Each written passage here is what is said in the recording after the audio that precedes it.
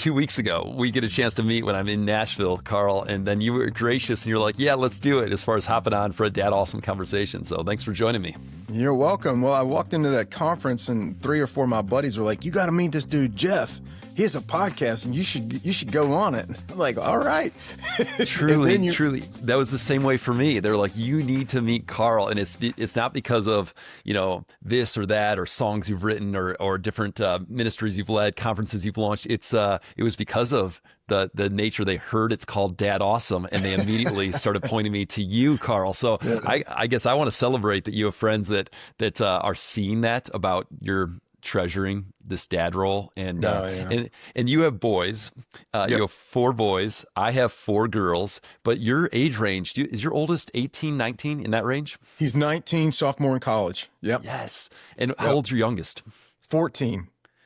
So this is my favorite chapter because my oldest is 12 and down to 4. So if I get a chance to flip and talk boy dad and then jump to the next chapter, I mean, who I pray for more. I mean, I do pray for my girls and I pray for other girl dads, but more for boy dads. I'm praying for boy dads because Absolutely, I have a vested man. interest, right? Yeah.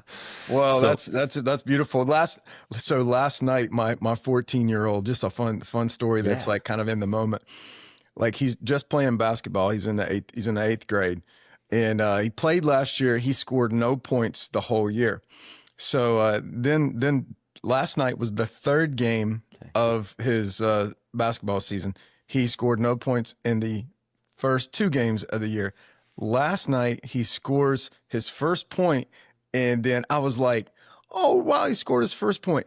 Then dude went on to get a double-double, 21 points, 10 rebounds.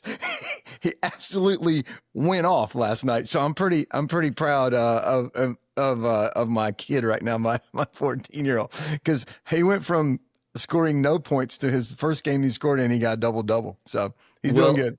We're celebrating with you, but I'm also like, my heart says, I mean, what if there's some dads listening that feel like I've been scoring no points, right? I mean, it's just such an easy parallel, right? I've been scoring no points and it might not be incremental. It might not be finally you get that first dad win. It might actually be that when the first dad win, 20, the double-double.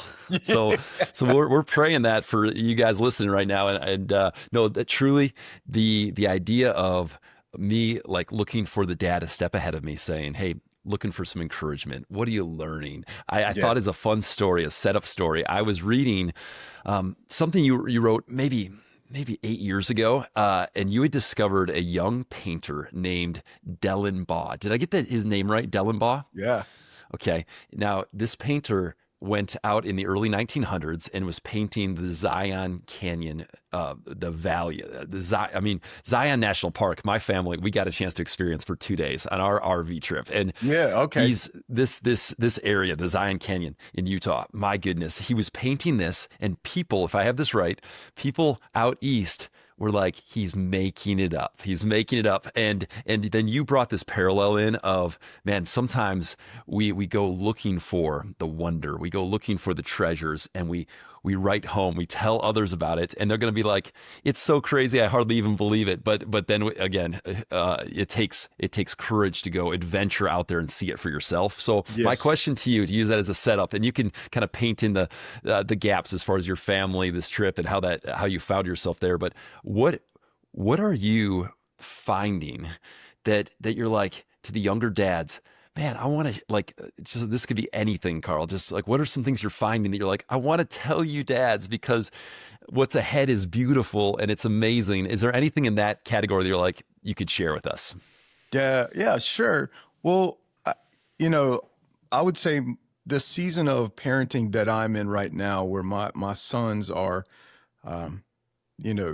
they're too strong for me to wrestle with them now. You know what I mean? Well, I mean, I could do it, but they would defeat me quickly. They've become, all of them have become these strong men. And I would say the thing that distinguished a season ago with the boys was that we did a lot of wrestling. We actually had wrestling night on Tuesday night, and you do 2 things on wrestling night. You make a pizza, and you take your shirt off and fight. and that was something that the boys, they lived for, that because it was relational and physical connection with me. And that's what we do. We just wrestle. And I would say, I'll give you all $1 if you can pin me down. And, and they would just try so hard, and they would try so hard. And so to the dad looking back, that seems like such a, I don't know, almost a forgettable little thing that dads do with their kids. But we built in some consistency with that, and the boys learned to look forward to that. And it was time in my presence and time with them. We always used to, make a pizza.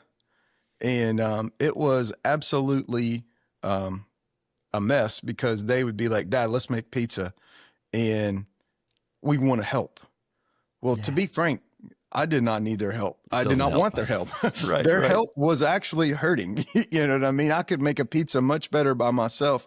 But I dignified them by saying, come into this work with me, not because you're good at it, but because I like you and because I love you, and help me. And they get their dignity from that. And so for the dad out there, and for me, even at whatever stage of life, anybody's at along the way, if you're doing something like being a dad and you want to be awesome at it, just remember that the Spirit of God has assigned you and authorized you to be where you are and who you are as a father, but not because you're good at it, on your own merit, but it's because you're being dignified by being invited into God's work through you and in you. And the boys, we lived for those moments. And as a dad, I look back and I think, how did we do that? Mm-hmm. How did that happen? Well, it didn't happen in any other way, but by God's grace, dignifying us by inviting us in and us just saying, yeah, we'll try. And now I look at the boys, and they're huge. They're monsters. We just went to get our family picture made, on a, Christmas card thing. And about 2 or 3 minutes in, the photographer says, excuse me, Mr. Cartee, I'm going to have to ask you to stand up on a box because you look too small. but when I see those boys, I see what God has done in them, and I just got to help.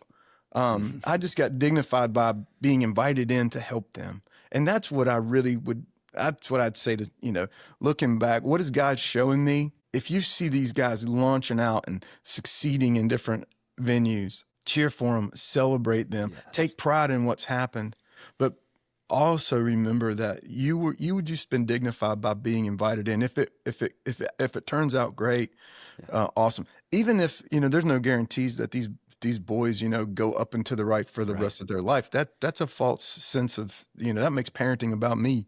But knowing that God has been invited, has invited me in, dignified me to help shape these men. That's a great gift, and I cherish that part of this journey. I that the simplicity and the bringing the bar down of like, hey, let's take some of the pressure off. Like, what a gift that I've been invited in, and we can't control.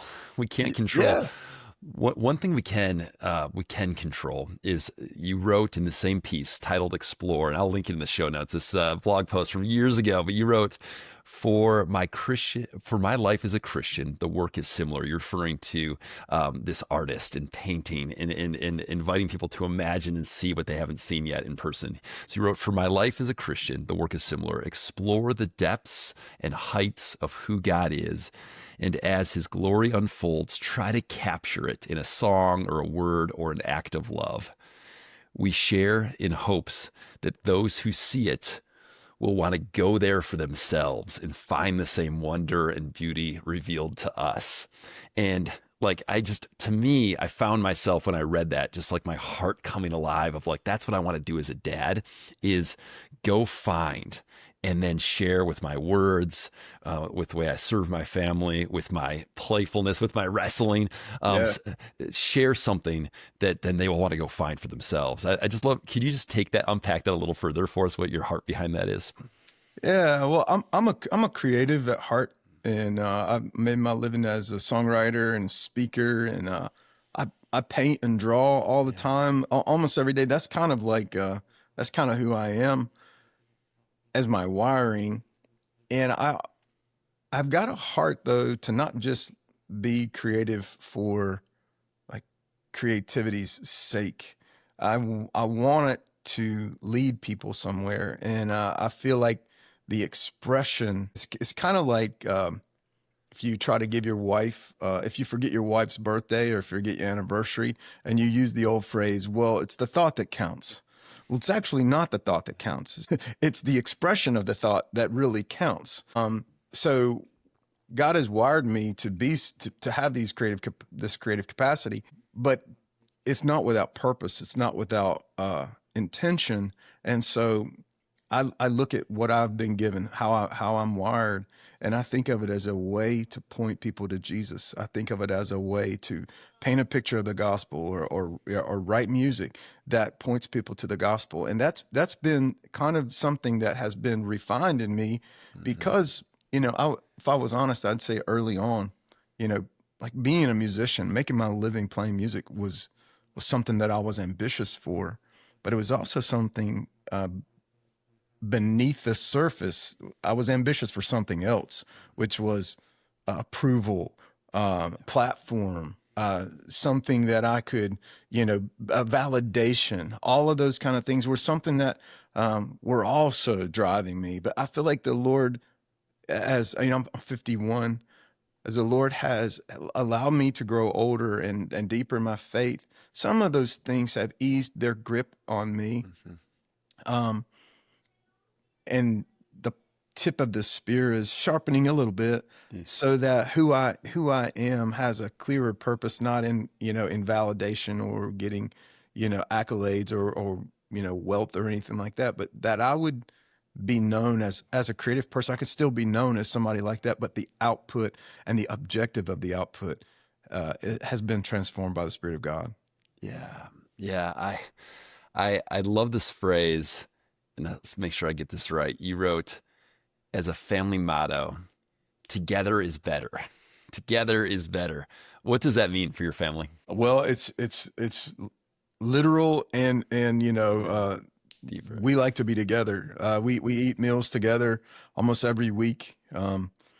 Probably, I'd say at this point, the complexity of life, the boys are older, their complexity of their life, they all have jobs, they all go play sports, the complexity, but we fight for togetherness, and that our family is marked not just by, a metaphorical togetherness, and we try to preserve unity and communication, stuff like that. But there's something incarnational about gathering around a table, being with somebody where you can reach out and touch them, where you can be close, literally close. And we sing the same song every meal we get, and we sing a song, and we sing the same song.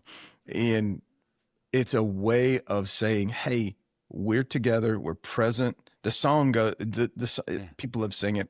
I don't know where I learned it, but it just says, be present at our table, Lord.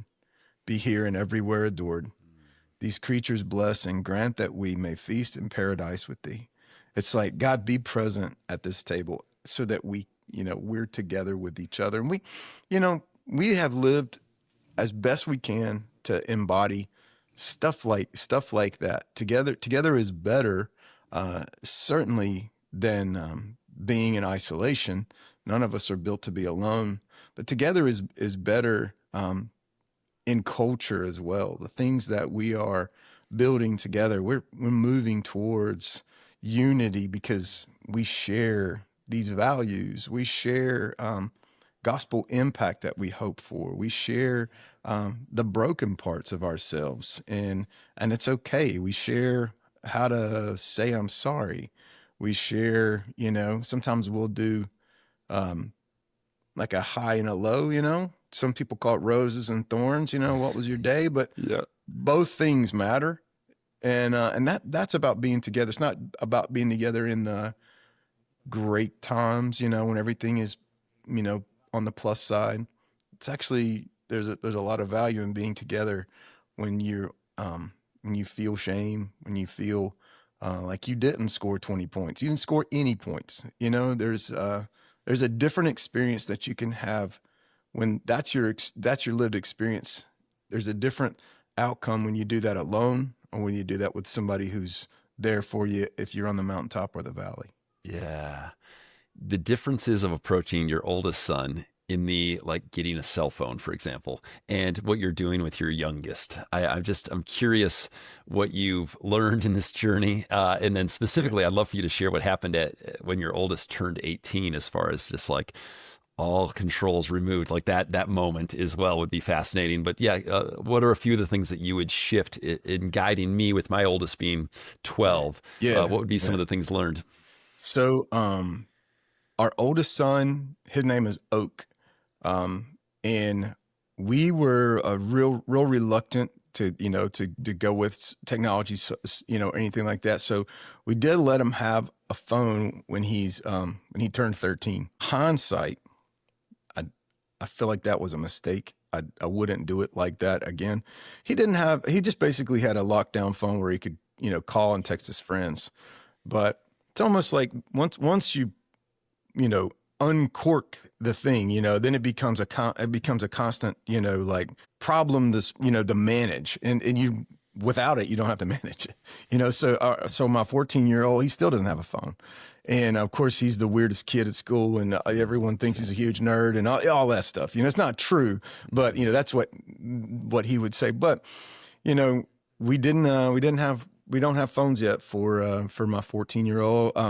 I have two more. My 17-year-old, 16-year-old, they have phones because they're driving, and I think that makes sense. But they're still locked down. We told the boys, you can have social media when you become a grown man, because grown men can handle pressure in ways that young men can't. And so, and we, that's our 18. That's a threshold. So I've got one that's about to turn 18, and the beginning of next year, and I'm already talking to him about, look, I'm going to increase the pressure in your life. Not because, I want to hurt you or anything like that, but because I'm increasing the pressure in your life, because you have to increase capacity by increasing pressure. You have to feel this pressure so that you can either rise to it or let it crush you, but you got to feel it. And it's like driving, driving's dangerous. Driving is, scary. You could hurt someone if you don't do it right. And it's good pressure. You need to feel that. You need to feel the pressure of like, oh, I'm driving. I have to level up so that I can protect not only myself, but those around me. It's good for the boys. So, when my oldest son turned 18, I told him, I said, what would you want to do to mark your 18th birthday? And he said, I know exactly what I want to do. He said, I want you to take me and four of my buddies to there's this fancy restaurant in Nashville called Bourbon Steak. It's a very like high-end restaurant at the top of a hotel. It's great views of the city. I mean, it's like, I've been there like only a couple times before because it's like special date night type thing. Yeah. He said, I want to go there, and I want four of my buddies to go with us. And so we all dressed up, and we looked like mobsters, honestly. The server came up to the table, and he was like, okay, what's going on here? He's like, there's one old guy in the middle, and you're flanked by these, like young, young guys. He's like, it looks like a mob thing. But anyway, I told my son's friends, I said, dinner's on me.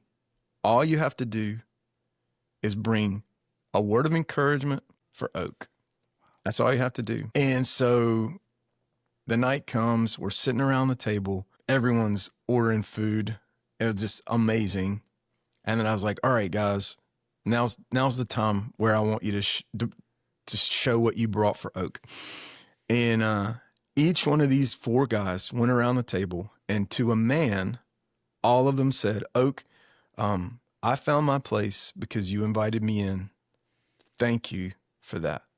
Like, they didn't coordinate with each other or anything, but they pointed out to my son that they had found their place in their friend group and in their community because Oak had invited them in. And it was transformative to me. I would have never been able to engineer or manufacture that outcome. But I think it happened because Oak watched his mother and I just eat with people at the table all the time. Mm-hmm. You know what I mean? And so he kind of set a pretty high bar. So all his other brothers, I think I'm going to have to take all of them to a fancy dinner. but that's what we did when he turned 18. Mm-hmm. And now he's a sophomore at Lee University in Cleveland, Tennessee, studying to be a pastor. Yes. Okay. One other piece though on his, so for Oak on his phone when he turned 18, you'd say like, you're a man now. You can handle not having all of these parental control. Like, what was when you talked earlier about like adding pressure at the age of 17 to be ready for that freedom. Yeah. Yeah. Can you just explain a little more technology wise what that led to as far as, is it still a wrestle or is there trust that he's asking you for advice? I'm just curious what that looks like now as a young man. I'll tell you, it was very interesting to Heather and I, my wife, when Oak turned 18, like you can have social media now, proceed with caution. Yeah. Yeah. But it's on you. And up to that point, we had used all of the parental controls and things like that to just monitor and limit, what he could have on his phone, things like that. And he got it. I think he had it for about 6 weeks and then deleted it again. And he was just like, I don't know. And over the course, he's going to be 20 next year. Over the course, we've talked about it a lot. And sometimes he'll, like sports season, he'll get it, and look because he's looking at sports and things like that. But he's realized that it probably, can be a helpful tool, but measuring the cost to value of that in his life at all times and scrolling and taking all that in, he's come to his own conclusion that it's a struggle and probably a struggle that's not worth, being tempted by in a lot of seasons.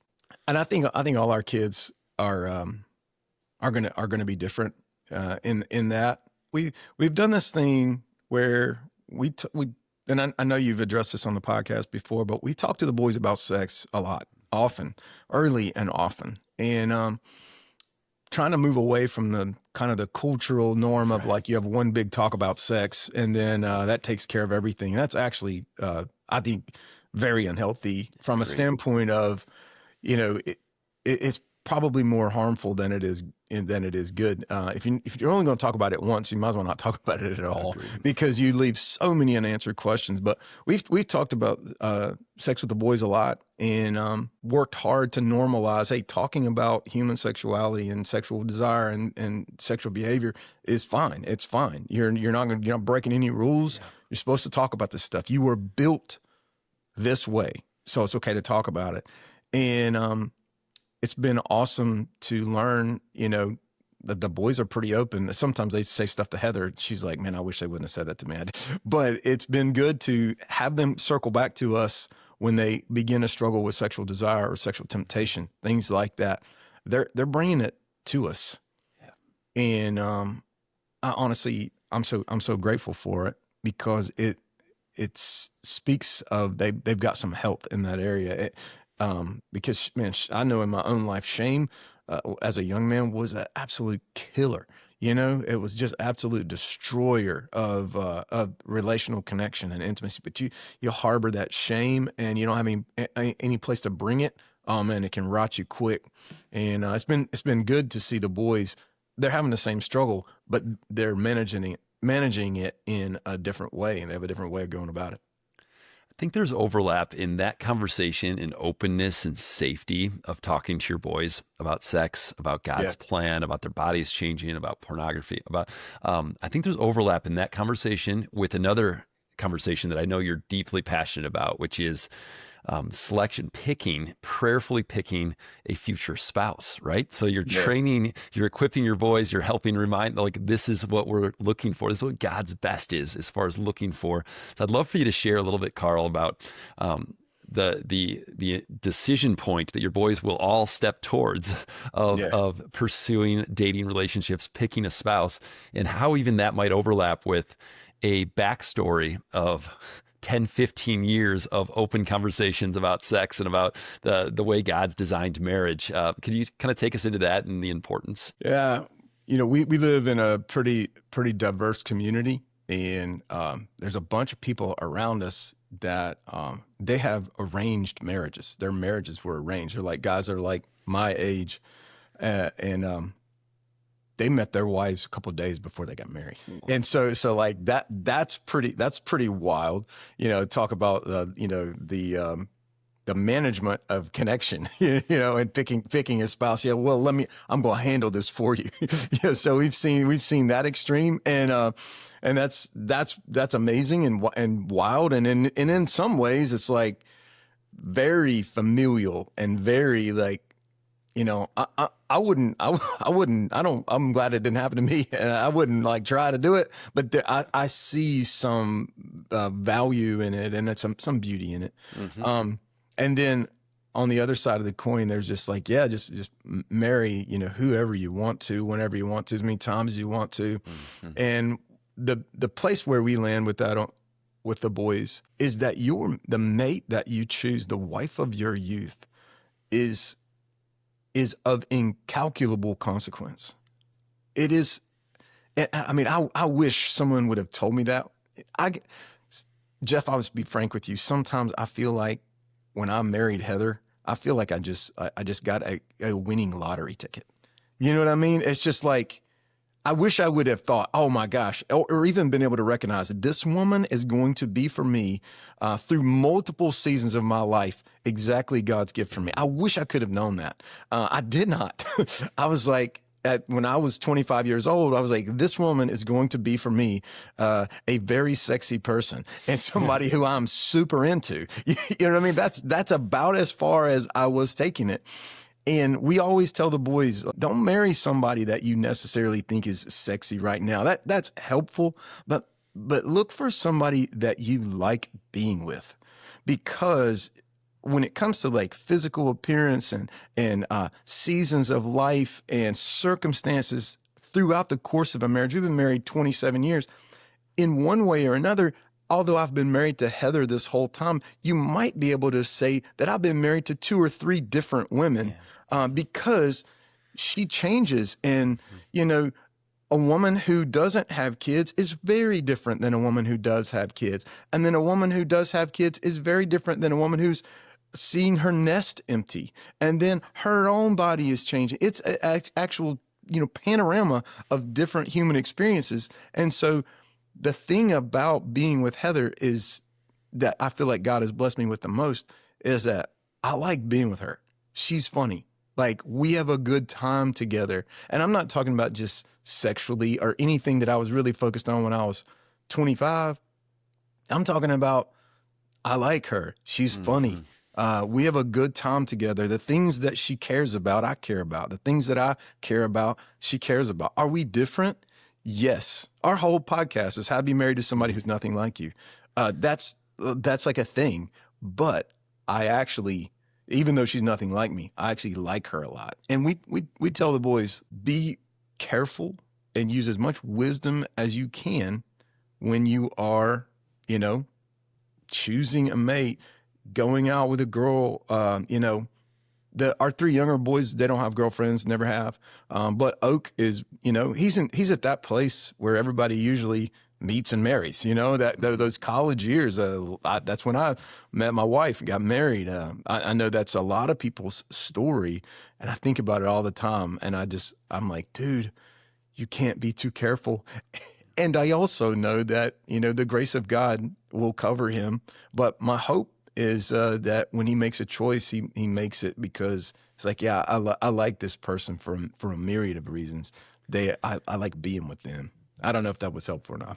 So helpful. My gladness that I feel right now, Carl, in you talking about, and I know the backstory of I know some of your story of taking these 10-year-old trips and taking conversation intentionally through this whole decade, and the way you're emphasizing the importance of the decision and just thinking about the comfort. There's already, young men, their brains are developing. There's all kinds of insecurities, and dating relationships is a source of acceptance, and then, hormones, testosterone's going crazy, and you're thinking about again, physical appearance only, it's all these factors, and just safety of talking with dad.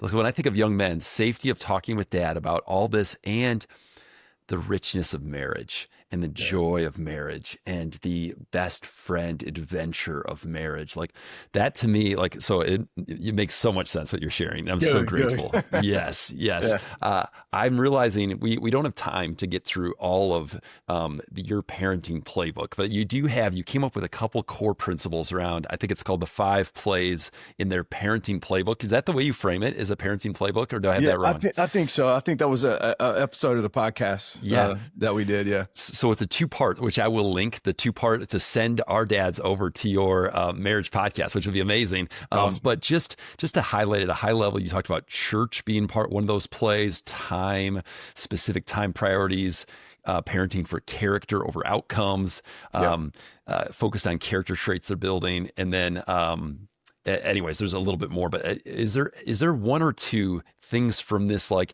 man, this matters for parents, that you would want to share with the dads? Anything that you'd want to just extract to share a little principle as we kind of come to a close?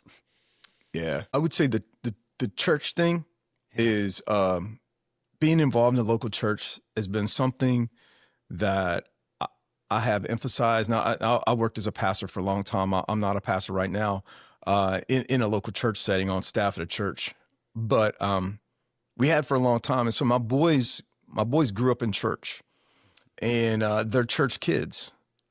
And sometimes that even carries with it a connotation of, you think, oh man, this is a certain type of kid, or for us, for Heather and I, the family of God, the people of God, shaping and speaking into and failing even my boys, but having Christ at the center of a gathering, having Christ at the center of a community is a picture of life. It's a picture of marriage. It's a picture of relationships that you could replicate it in a secular setting, but you couldn't replicate a better version of it than the people of God trying their best, stumbling and fumbling and failing and falling, but trying their best to live in community with Christ at the center. And I think that's a good picture of every marriage. People that aren't married need a good picture of what a good marriage could look like. A good marriage looks like one where 2 people are struggling, but they're trying to keep Christ at the center. That's a good picture. A work relationship, you can contextualize that with church. There's going to be conflict. There's going to be, I want to go this direction, you want to go that direction. How do I submit well? How do I lead well with confidence? All those things, you can learn those things in the context of a local church gathering. And believe you me, our family, we have loved it, and we have suffered from it. We have struggled because of it. And all of it has taught us so much about what God's picture is for us. And so for the dad who's, maybe passive about going to church, or maybe, your investment, your priority is in travel sports over the local church, that's kind of pushing a lot of buttons and getting on a lot of people's nerves, maybe. I would ask you to prayerfully consider, God, what do you want me to do about this? What do you need me to know about this in regards to your investment in the local body of Christ? I think that makes an immense difference, because where you fall short, the local church probably has an outlet for somebody to pick you up. You know what I mean? So that's a thought, man. That's the first thing that popped in my mind when you asked me that question. Yeah, it's amazing. And I will make sure the dads can find the other pieces to that parenting playbook just to go after more wisdom in the show notes. But Carl, I'm so grateful. Thank you for just taking time with a relatively new friend. We just met a couple of weeks ago, and you're like, let's go, let's hop on. You've shared so much wisdom that's helpful. First, was there anything else we didn't hit that you're like, oh, real quick, I want to share this with the dads? Any last topic? Something I was thinking about this morning. If you read in the Bible, the Psalms, there are about 10 Psalms attributed to this group of guys called the Sons of Korah. I don't know if you know about the Sons of Korah, but if you look in your Psalms, the Sons of Korah, and you're like, who are the Sons of Korah? Well, there's a famous story in the Old Testament about Korah's rebellion. And Korah rebelled against Moses and basically said, hey, me and all these guys, we think we're just as good as you are. We're not going to submit to your leadership anymore. And Moses says, well, let's put God to the test. And it turns out the Lord picked Moses because the Bible says that the earth opened up and swallowed Korah and all his people in a rebellion. Well, in a genealogy, not too long over there, there's a little mention of this. It says, but all the sons of Korah didn't die. So there was a remnant of the sons of Korah that go on. And then later on in the Psalms, you see the sons of Korah are writing Psalm 46, which says, therefore we will not fear, though the earth gives way and the mountains fall into the heart of the sea. They're calling back to something that happened to their fathers. Our fathers were in rebellion, but now we're rewriting a story. We will not be afraid. We will call on the name of the Lord. God is our refuge and strength. Even though the earth gives way, even though the thing that happened to our fathers could happen, we will not be afraid because our hope is in the Lord God. So for the dads, no matter what heritage you have, bringing it forward to where you are right now, if God is your refuge and strength, there is nothing from your past, there's nothing from the generations before you that you cannot undo through the power of worship and trusting in the Lord for where you are and who you are right now. It's his strength. He is the refuge that you need to move forward. Even though the earth gives way, you are changing the story of what you inherited, and you're rewriting legacy. So keep going in the name of Jesus. You can do it.